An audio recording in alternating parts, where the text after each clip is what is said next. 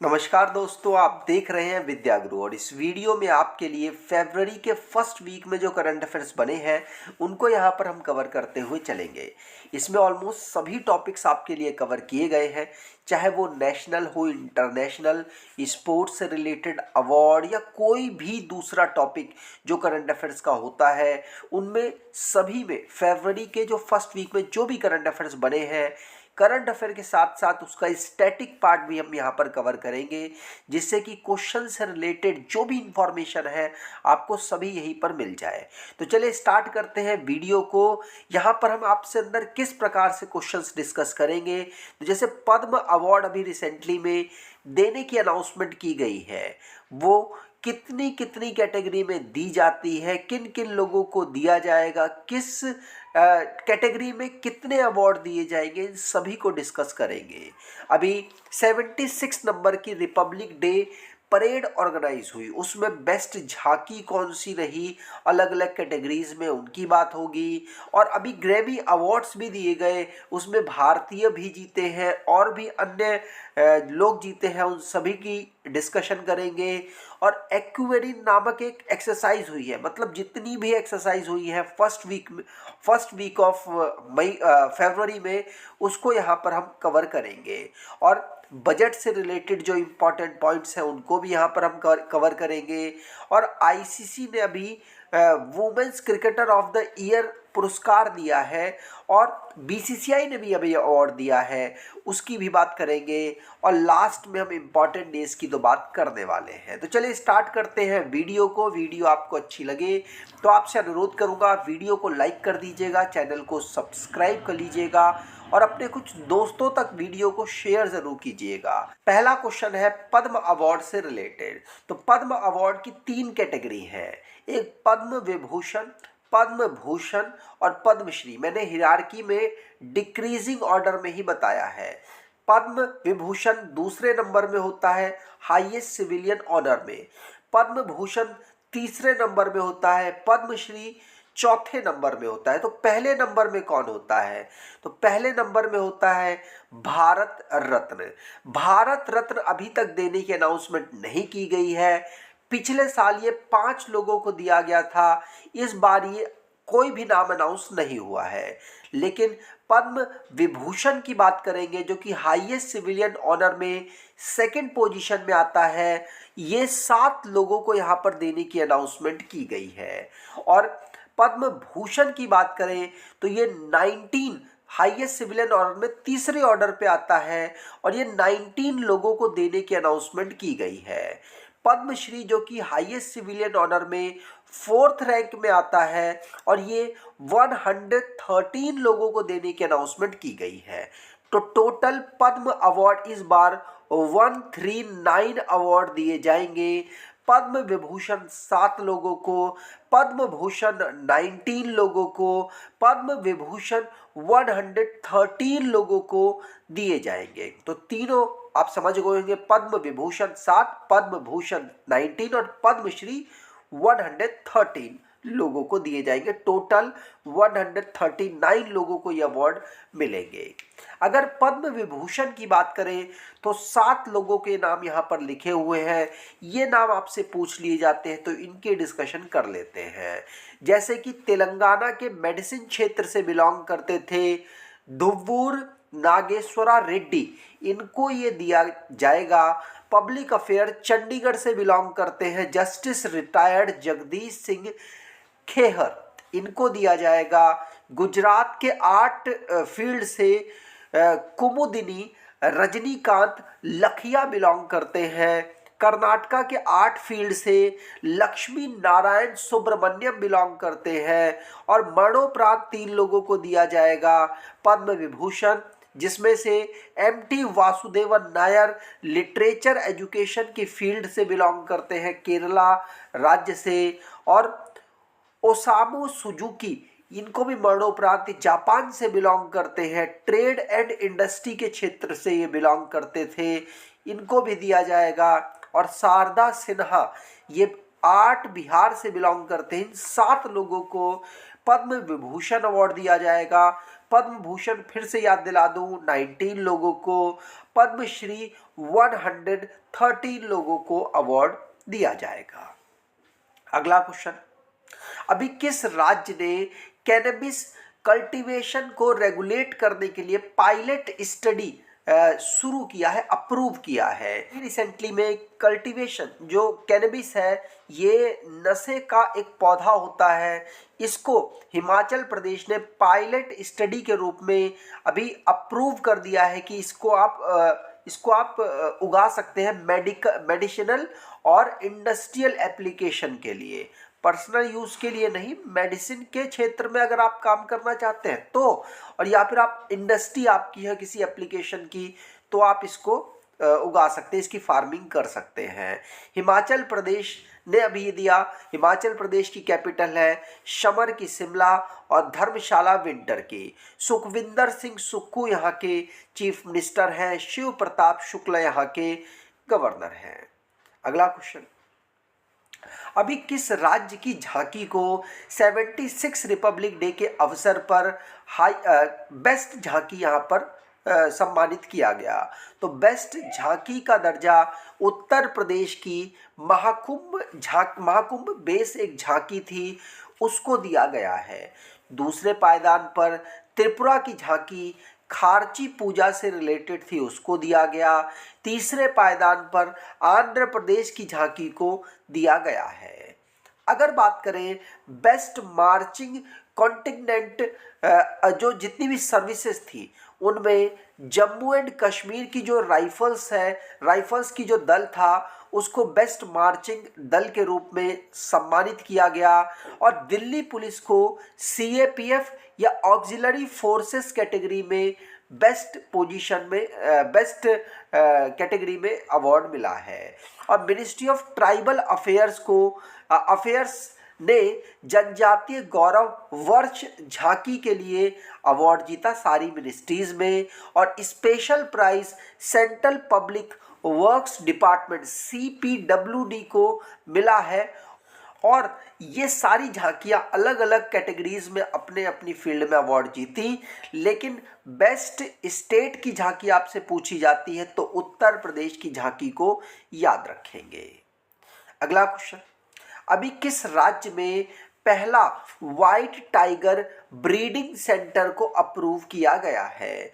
तो ये मध्य प्रदेश के रीवा डिस्ट्रिक्ट में गोविंदगढ़ में जो अवेलेबल सेंटर जू अथॉरिटी है उसने पहला व्हाइट टाइगर ब्रीडिंग सेंटर को अप्रूवल प्राप्त किया है, जिससे कि व्हाइट टाइगर के ब्रीडिंग सेंटर डेवलप होगा और व्हाइट टाइगर को यहाँ पर ब्रीड के माध्यम से कंजर्व और साथ साथ उत्पन्न किया जा सकेगा। ठीक, अगला क्वेश्चन, अभी रिसेंटली में भारत की कितनी वेटलैंड्स को रामसर साइट्स में इंक्लूड किया गया है? तो रामसर साइट्स में टोटल 4 वेटलैंड्स को अभी रिसेंटली 31 जनवरी 2025 को अप्रूव किया गया है, और रामसर साइट्स की संख्या भारत में 89 हो चुकी है इन 4 के इंक्लूड होने के बाद। पिछले 10 साल में भारत की टोटल 47 यहाँ पर जो साइट्स हैं उनको रामसर साइट्स में इंक्लूड किया गया। 26 से 89 ये संख्या हो चुकी है। यहाँ पर ये जो 4 साइट्स हैं इनकी बात करें तो 2 तमिलनाडु की है, एक सिक्किम की और एक झारखंड की। तमिलनाडु की बात करें तो सकरा कोट्टई बर्ड सेंचुरी पहली है, दूसरी थेर थंगल बर्ड सेंचुरी, ये 2 है जिनको तमिलनाडु की साइट्स को रामसर साइट्स में इंक्लूड किया गया। सिक्किम की है केचियो परली वेटलैंड, और झारखंड की है उदुआ लेक। ये 4 साइट्स है जिनको अभी रामसर साइट्स में इंक्लूड किया गया। टोटल 89 साइट्स हो चुकी है भारत की जिनको रामसर साइट्स में इंक्लूड किया गया है। ठीक, अगला क्वेश्चन, अभी किस कंट्री ने वर्ल्ड हेल्थ ऑर्गेनाइजेशन से अपने आप को अलग करने का अनाउंसमेंट कर दिया? तो वर्ल्ड हेल्थ ऑर्गेनाइजेशन से अपने आप को अमेरिका ने अलग करने का अनाउंसमेंट कर दिया। डोनाल्ड ट्रंप जो कि नए प्रेसिडेंट बने हैं अमेरिका के, उनका कहना ये है कि चाइना जो कि पॉपुलेशन में बहुत ज़्यादा है लेकिन डब्ल्यूएचओ को बहुत कम अमाउंट कंट्रीब्यूट करता है, लेकिन यूएस उसके कंपेयर में पॉपुलेशन में काफ़ी कम है, लेकिन चाइना से बहुत ज़्यादा पैसा डब्ल्यूएचओ को यहाँ पर समर्पित करता है या फिर डोनेट करता है। तो इसी को ऑब्जेक्शनल बनाकर और साथ साथ डब्ल्यूएचओ की जो परफॉर्मेंस थी कोविड-19 के सिचुएशन के समय, वो उन्होंने बढ़िया से हैंडल नहीं किया, इसको भी यहाँ पर पॉइंट बनाकर अमेरिका ने इससे विड्रॉ करने का अनाउंसमेंट कर दिया है। डब्ल्यूएचओ वर्ल्ड हेल्थ ऑर्गेनाइजेशन की बात करें तो 1948 में इसे फाउंड किया गया था। जेनेवा स्विट्जरलैंड में इसका हेडक्वार्टर है और इसके इस समय पर हेड है टेड्रोस अधनम और 194 कंट्रीज इसके मेंबर हैं। यूएस की बात करें तो वॉशिंगटन डीसी इसकी कैपिटल है। डोनाल्ड ट्रंप इसके इस समय पर प्रेसिडेंट है। करेंसी यहाँ की डॉलर है। अगर नेबर कंट्रीज की बात करें तो कनाडा और मेक्सिको ये लैंड बाउंड्री बनाती हैं और मैरीटाइम बॉर्डर रशिया बनाता है। ठीक, अगला क्वेश्चन।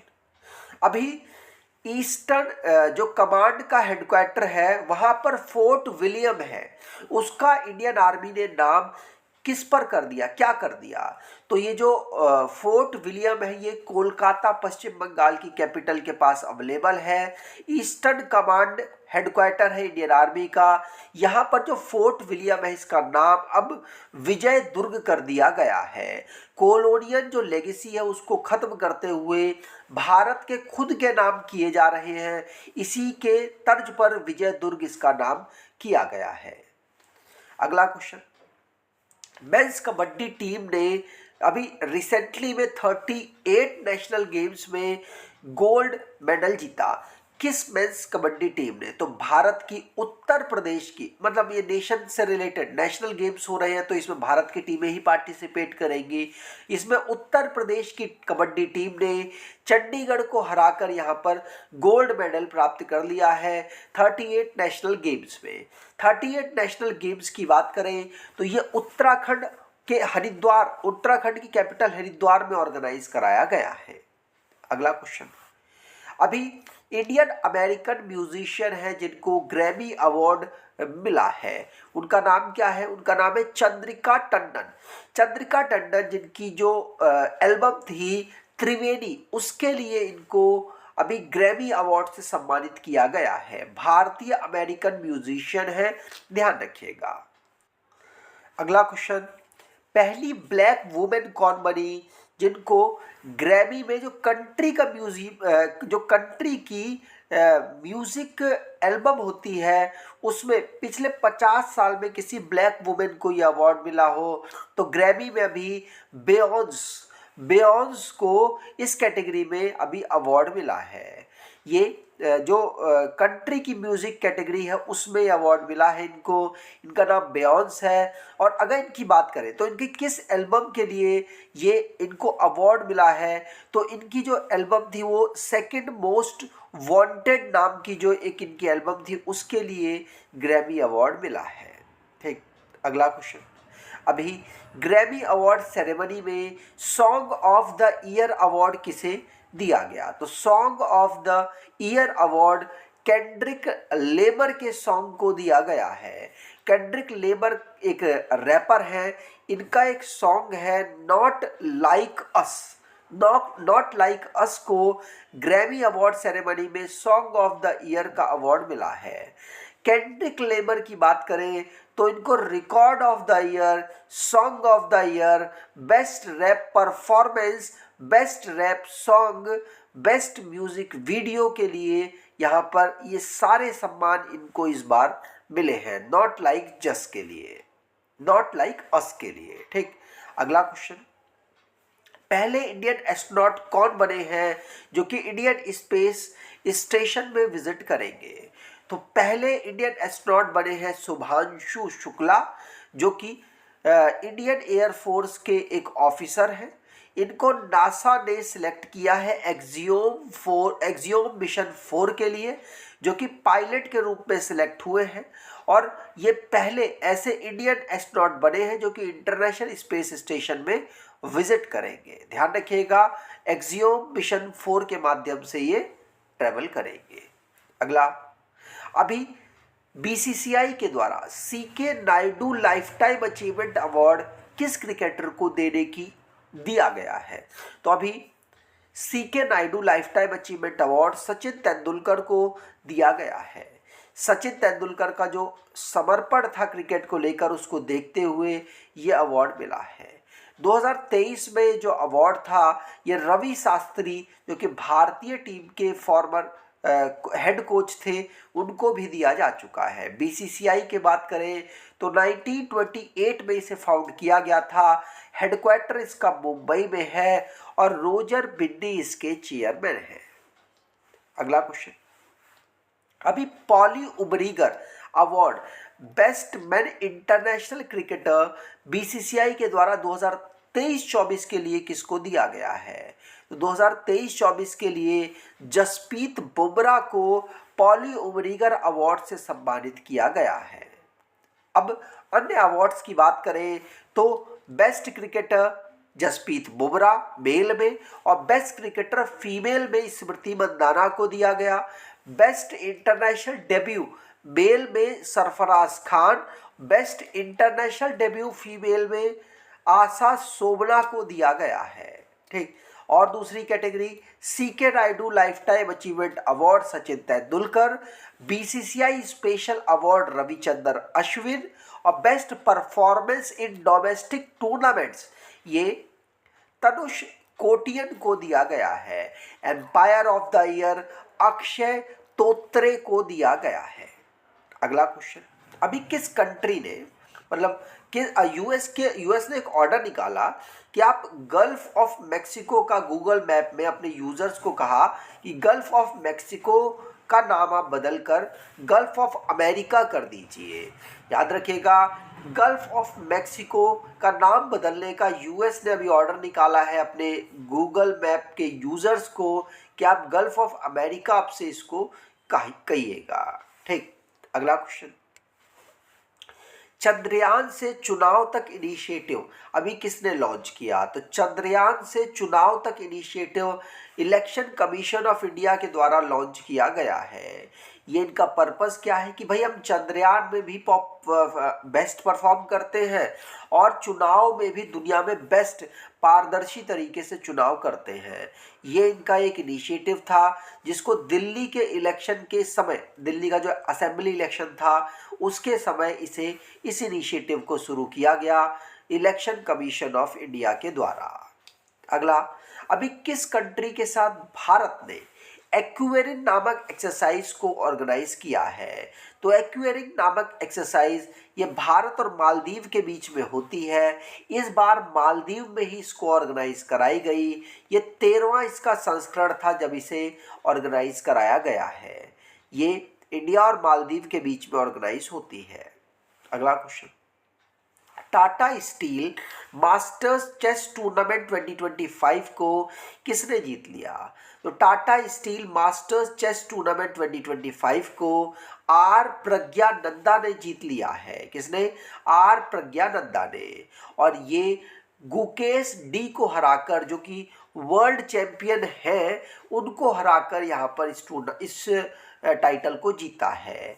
ऐसा करने वाले ये विश्वनाथन आनंद के बाद दूसरे खिलाड़ी बन चुके हैं। अब Tata Steel Master chess tournament किसने जीता? आर प्रज्ञानंदा। रनर अप कौन रहा? डी गुकेश रहा। अगला क्वेश्चन, आसाम के चीफ मिनिस्टर ने अभी किस डिस्ट्रिक्ट को सेकंड कैपिटल के रूप में डेवलप करने की अनाउंसमेंट कर दी है? तो सेकंड कैपिटल के रूप में डेवलप करने की अनाउंसमेंट डिब्रूगढ़ को अभी आसाम के चीफ मिनिस्टर हेमंता बिश्वा शर्मा के द्वारा की गई है। ध्यान रखिएगा, वैसे आसाम की जो कैपिटल है वो दिसपुर है, लेकिन डिब्रूगढ़ को सेकंड कैपिटल के रूप में डेवलप करने की अनाउंसमेंट हेमंता बिश्वा शर्मा, जो कि वहाँ के चीफ मिनिस्टर हैं, उन्होंने की है। असम की बात करें तो नॉर्थ ईस्टर्न पार्ट के राज्यों में से एक राज्य है और इसकी जो बाउंड्री भूटान बांग्लादेश के साथ इंटरनेशनल बाउंड्री लगती है और इंटरनल बाउंड्री अरुणाचल प्रदेश, नागालैंड, मणिपुर, मेघालय, त्रिपुरा, मिजोरम और वेस्ट बंगाल के साथ लगती है। इसकी इस समय पर राजधानी दिसपुर है। लक्ष्मण प्रसाद आचार्य यहाँ के governor, chief minister Himanta Biswa Sarma है। अगला क्वेश्चन, रेलवे मिनिस्ट्री ने अभी वन स्टॉप सॉल्यूशन लॉन्च किया। ये एक प्रकार की ऐप है जिसका नाम सुपर ऐप है, जो कि गूगल प्ले स्टोर में टेस्टिंग पर्पज से, बीटा टेस्टिंग पर्पज से अभी यहाँ लॉन्च की गई है। पब्लिक जो भी प्रॉब्लम फेस करती है उससे रिलेटेड सॉल्यूशन सुपर ऐप जो एप्लीकेशन है उसमें इंक्लूड किए गए हैं, जिससे कि आगे चल के पब्लिक जो भी प्रॉब्लम फेस करती है उसको ना कर पाए। इसीलिए इस ऐप को मिनिस्ट्री ऑफ रेलवे ने लॉन्च किया है। ध्यान रखिएगा, मिनिस्ट्री ऑफ रेलवे ने इसको लॉन्च किया और इसे डेवलप कौन कर रहा है? Centre for railway information system, CRIS के द्वारा इसको रिलीज किया गया और क्रिस के द्वारा ही इसको डेवलप किया जा रहा है। अगला क्वेश्चन, अभी प्राइमरी ऑब्जेक्टिव क्या है ज्ञान भारतम मिशन का? तो ज्ञान भारतम मिशन, इसका मेन ऑब्जेक्टिव है कि जो भी हमारे पास मैन्यूस्क्रिप्ट्स है, लगभग 1 करोड़ जो मैन्यूस्क्रिप्ट्स हैं, इनको कंजर्व और डॉक्यूमेंटेशन के माध्यम से कंजर्व किया जा सके। ये ज्ञान भारतम मिशन का एक ऑब्जेक्टिव है, जिसको यहाँ पर जो डॉक्यूमेंट है उनको कंजर्व किया जा सके जो सर्वे वगैरह में प्राप्त हुए हैं। अगला क्वेश्चन, यूनियन बजट अभी 2025-26 का अभी पेश किया गया निर्मला सीतारमण जी जो कि फाइनेंस मिनिस्टर है उनके द्वारा। ये लगातार उनके द्वारा 8वीं बार बजट को पेश किया गया है, जिसमें जो एक्सपेंडिचर, जो इनकम और एक्सपेंडिचर है वो 50.65 लाख करोड़ की यहाँ पर निर्मला सीतारमण जी के द्वारा अनाउंस की गई है। ठीक, ध्यान रखिएगा। अब रेवेन्यू रिसिप्ट की बात करें तो 34.20 लाख करोड़ और कैपिटल रिसिप्ट 16.44 लाख करोड़ की यहाँ पर रखा गया है। टोटल बजट 50.65 लाख करोड़ का यहाँ पर इनकम टारगेट रखा गया है। ठीक, अगला क्वेश्चन, अभी फाइनेंस मिनिस्टर ने कितना फिस्कल डेफिसिट का टारगेट 2025-26 के लिए रखा है? तो फिस्कल डेफिसिट का टारगेट 4.4% रखा है, जिसको अगर अमाउंट में बात करें तो 15.68 लाख करोड़ का यहाँ पर ये फिगर है, जिसका टारगेट फिस्कल डेफिसिट के रूप में रखा है। फिस्कल डेफिसिट क्या होता है? जितना हम खर्च करते हैं और जितना हम कमाते हैं उसका डिफरेंस। मतलब हम खर्च मान लीजिए 104 रुपये कर दें और कमाते 100 रुपये हैं, तो फिस्कल डेफिसिट हो गया 4 रुपये। तो इसी प्रकार से 4.4% का टारगेट रखा गया। 2024-25 में इसका एस्टिमेट रखा गया था 4.8% का। अब इसको 0.4% कम किया गया है। अगला क्वेश्चन, अभी यूनियन बजट जब पेश हुआ उसमें किस मिनिस्ट्री को सबसे ज़्यादा बजट दिया गया? तो एक ही मिनिस्ट्री होती है हर बार, वो मिनिस्ट्री ऑफ डिफेंस है और इस बार भी मिनिस्ट्री ऑफ डिफेंस को सबसे ज़्यादा बजट एलोकेट किया गया। कितना? 6.81 लाख करोड़ रुपए का बजट यहाँ पर एलोकेट किया गया मिनिस्ट्री ऑफ डिफेंस को। ध्यान रखिएगा, 6.81 लाख करोड़, जिसमें पेंशन भी इंक्लूड है। पेंशन कितनी है?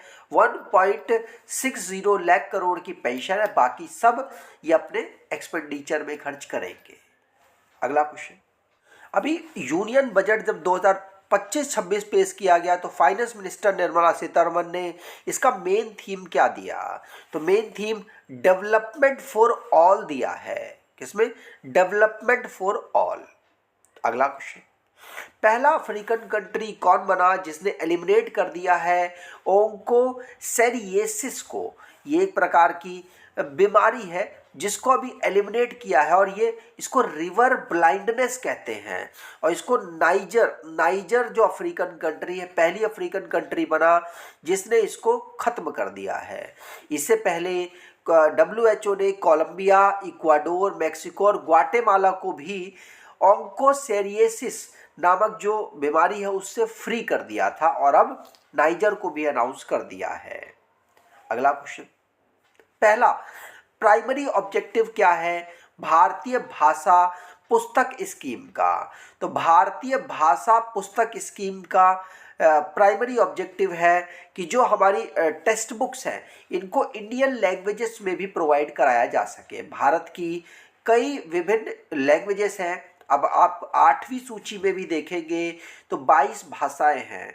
तो उन सभी भाषाओं जो कि ज़रूरी है भारत में, सभी को पढ़ाना है, सभी को शिक्षित बनाना है, तो उनकी लोकल लैंग्वेज में उनको पढ़ाना आसान होता है।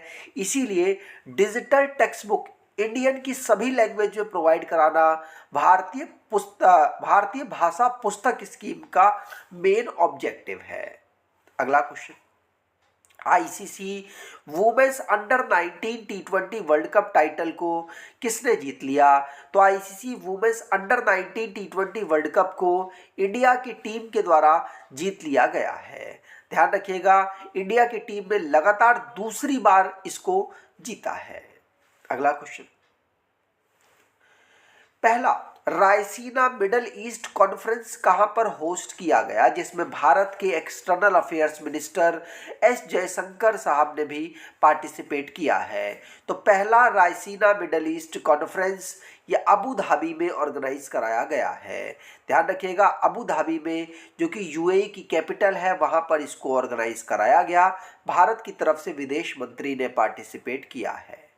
अगला, अभी किस कंट्री में जो हाईएस्ट पैसेंजर लोड फैक्टर है डोमेस्टिक फ्लाइट्स का, वो सबसे ज़्यादा रिकॉर्ड किया गया है? तो भारत में ही सबसे ज़्यादा पैसेंजर लोड फैक्टर है ग्लोबली डोमेस्टिक फ्लाइट्स में, जिसमें भारत सबसे ऊपर, दूसरे पर यूनाइटेड स्टेट और तीसरे पर चाइना आता है। अगला क्वेश्चन, अभी एक्स, जिसको ट्विटर पहले कहते थे अब इसको एक्स कहने लग गए हैं, इसने रियल टाइम पेमेंट सिस्टम के लिए किसके साथ पार्टनरशिप की है? तो इसने वीज़ा के साथ पार्टनरशिप की है एक्स ने, जिससे कि रियल टाइम पेमेंट सिस्टम को डेवलप किया जा सके। अगला क्वेश्चन, अभी BRICS youth council entrepreneurship working group की मीटिंग कहां पर ऑर्गेनाइज की जाएगी? तो इसकी मीटिंग भारत में ऑर्गेनाइज की जाएगी। Ministry of youth affairs and sports के द्वारा इसकी मीटिंग होस्ट की जाएगी, और इसमें ब्रिक्स के सभी जो मेंबर्स हैं वो पार्टिसिपेट करेंगे, और इसमें डिस्कशन किस प्रकार से अपने देश में एंटरप्रेन्योरशिप को बढ़ाया जा सके उस पर यहाँ डिस्कशन होगा। अगला क्वेश्चन, पहली नॉर्थ ईस्ट स्टेट ने किसने अभी साइन अप किया है भासिनी के साथ? MOU अभी साइन हुआ है भासिनी के साथ, वो त्रिपुरा ने साइन किया है। भासिनी क्या है? ये डिजिटल इंडिया भासिनी डिवीज़न है जिसको माइटी के द्वारा माइटी के अंडर ये काम करती है, और इसका मेन लक्ष्य होता है कि हम किस प्रकार से रीजनल लैंग्वेज को गवर्नेंस में प्रमोट कर सके। रीजनल लैंग्वेज को गवर्नेंस से प्रमोट करने से ये बेहतर होगा कि जो गवर्नमेंट के ऑर्डर्स हैं वो हर कोई समझ पाएगा। इसीलिए इसको अभी इससे रिलेटेड अभी MOU साइन हुआ है। त्रिपुरा ने अभी नॉर्थ ईस्ट स्टेट का पहला स्टेट बना जिसने इसके साथ साइन अप किया है। अगला क्वेश्चन, अमेलिया केर ये ICC women's cricketer of the year 2024 चुनी गई, और ये न्यूजीलैंड की खिलाड़ी हैं जिनको अभी ये आईसीसी के द्वारा क्रिकेटर ऑफ द ईयर चुना गया है। अगला, वर्ल्ड नेग्लेक्टेड ट्रॉपिकल डिसीज हम किस दिन ऑब्जर्व करते हैं? तो वर्ल्ड नेग्लेक्टेड ट्रॉपिकल डिसीज हम 30 जनवरी को ऑब्जर्व करते हैं, और इसकी theme unite act and eliminate NTDS रखी गई है। अगला क्वेश्चन, वर्ल्ड वेटलैंड डे हम कब ऑब्जर्व करते हैं? तो वर्ल्ड वेटलैंड डे हम 2 फरवरी को ऑब्जर्व करते हैं। भारत की जो वेटलैंड रामसर साइट्स है वो 89 अब हो चुकी है। अगला क्वेश्चन, वर्ल्ड कैंसर डे हम कब ऑब्जर्व करते हैं? तो वर्ल्ड कैंसर डे हम 4 फरवरी को ऑब्जर्व करते हैं और इसकी थीम रखी गई है united by unique, united by unique. अगला question, Indian coast guard day हम कब ऑब्जर्व करते हैं? तो इंडियन कोस्ट गार्ड का जो फाउंडेशन डे है वो 1 फरवरी 1977 को था। तो 1 फरवरी को ही हम इंडियन कोस्ट गार्ड डे के रूप में ऑब्जर्व करते हैं। इसकी बात करें इंडियन कोस्ट गार्ड की, तो इसका हेडक्वार्टर नई दिल्ली में है। परमेश शिवामानी इसके इस समय पर डीजी है। तो उम्मीद करता हूँ आपको ये वीडियो अच्छी लगी होगी। वीडियो अच्छी लगी है तो आपसे अनुरोध करूँगा वीडियो को लाइक कर दीजिएगा, चैनल को सब्सक्राइब कर लीजिएगा और अपने कुछ दोस्तों तक वीडियो को शेयर ज़रूर कीजिएगा। धन्यवाद।